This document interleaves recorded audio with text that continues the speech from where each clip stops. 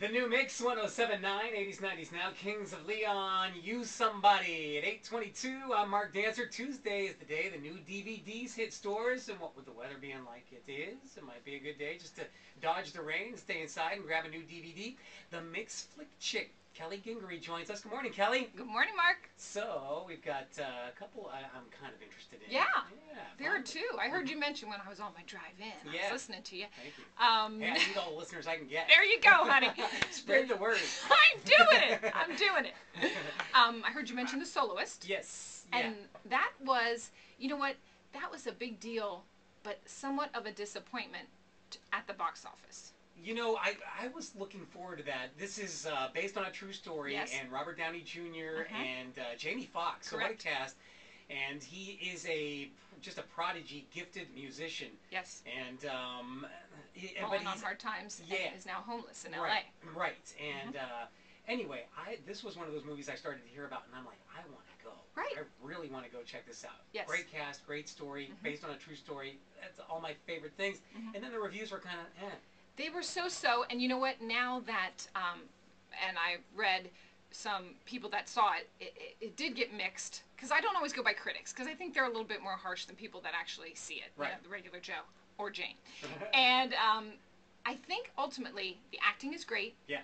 The story is very sentimental and very moving, but I think it just kind of maybe fell flat a little bit in some areas. But I keep reading acclaim for Robert Downey Jr.'s performance, that he really seals the deal and kind of holds it together. Right. Jamie Foxx is kind of a little bit all over the place, but that's his character. Right. You know, he's a schizophrenic that was a prodigy and plays the violin, and now is homeless in L.A. And this reporter, it's the true story, as you said, of Steve Lopez, who was an L.A. Times columnist. He ran into this guy and thought, hey, I see a story here. Right. But then became involved and really tried to help this guy. He saw him playing on the street and started to write a series of columns about him, and then became involved in his life. I think helped him get instruments, helped him get set up in a place to live. Yes. And, you know, it's funny, there's an Ohio connection with this, because the Soloist, Jamie Foxx character, was from the Cleveland area, and I think studied briefly at Ohio State, I think you're right. Okay. I did. I remember and then at the went time. to Juilliard in New York. And, so, Right.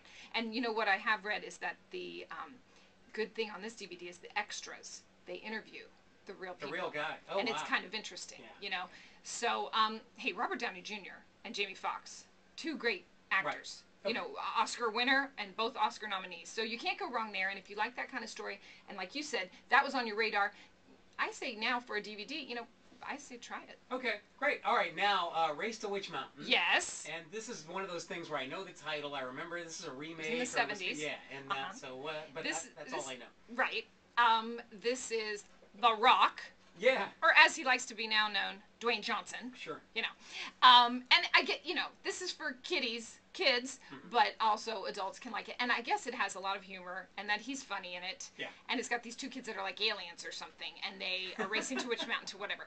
So that, you know, if you were looking for a live action film for kids that maybe you want to watch too, and I'd say that's good for grade school age, you know, up to, I mean, I doubt many preteens are going to be into this Race to Witch Mountain, but, you know. Right.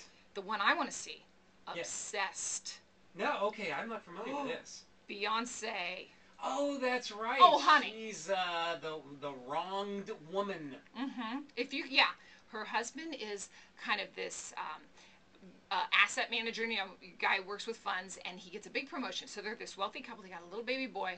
Well, at work, honey, there's a new temp in town, and she puts her sights on him, and all you know what breaks loose. And I'll just tell you this about this. Sometimes there is nothing better than a big old tub of butter popcorn and a knockdown, drag-out catfight with a rich housewife and a super skanky, psychopathic stalking office temp. I mean, honey, that is... Mom always said. There's nothing like that. That's nothing like that. And so this gal, Beyonce, of course, and the gal who plays the skanky office temp is Ali Larter from Heroes. Yes. And so it's eye candy for the crowd that wants to yell at the TV and go, don't do that, or, you know. And the guy, by the way, I can't remember the actor's name, but he is Stringer Bell on The Wire. Yes, he is, honey. And you know what? He was also on The Office last season. So, you know, that is fluff, popcorn. You know, it's like, you know what it is? Fatal Attraction, the remix. Yeah. That's what I call it. Obsessed. Yeah, obsessed. I'm glad you brought that up. I know, because I thought you might like that, honey. Yeah. All right, a couple of TV shows to touch on quickly. They've got the Project Runway complete 5th season. Oh yeah. I can't keep them all straight, but Tracy loves those. Oh yeah. So, Fierce. yeah, yeah.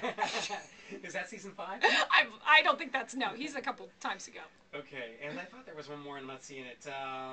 So we'll just leave it at that. There, I saw. There were. I mean, there are always, which is so great. When you miss these TV shows, you can see them on DVD. Right. I love that. Right. That's okay. great. All right. Thanks, Kelly. You're welcome. The Mix Flick Chick. We podcast her reviews online at mymix1079.com. Just click on Mark Dancer.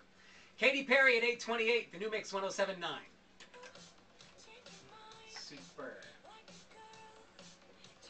I wanted to bring up Obsessed, honey. That's like I trash. don't know how I. That's all right. Boy, they're coming around fast. I was already on the air here when that was in theaters. Oh yeah. And I started here in April. Yes, I think, and I think that Soloist was the end of April when that was out in theaters, April 29th. Yeah, that's yeah. True. So it's like 3 months now. You know, the window used to be about 6 months. Now it's 3 months. It's like they're barely in the theater. Yeah. Good. I like that. Mm-hmm. You just have to wait like if you missed it.